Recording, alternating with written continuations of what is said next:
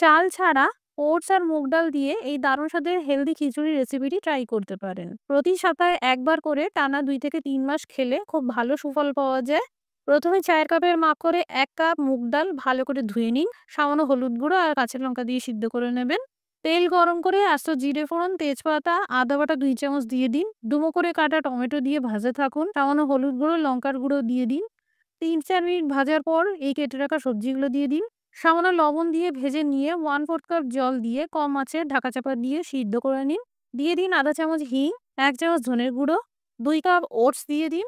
মুগ ডালের দ্বিগুণ পরিমাণে ওটস নিতে হবে। ভালো করে মিশিয়ে নিয়ে সিদ্ধ মুগ ডাল দিয়ে দিন। সেই সাথে 2 কাপ জল, আধা চামচ চিনি আর স্বাদমতো লবণ দিয়ে কম আঁচে ঢাকা চাপা দিয়ে 5 মিনিট রান্না করুন। বিটা গ্লুকন থাকায় রোগ প্রতিরোধ ক্ষমতা বাড়ায়, ওজন কমানো, কোলেস্টেরল, চর্ম সমস্যা, উচ্চ রক্তচাপ, ডায়াবেটিস এই সব কিছু নির্মূল করে। এবার 1 চামচ গরম মসলার গুঁড়ো, সামান্য ঘি দিয়ে দিন। আলু, ঘি আর চিনি যাদের ডায়াবেটিস, সুগার বা high cholesterol, high blood pressure আছে তারা দেবেন না, এভয়েড করবেন।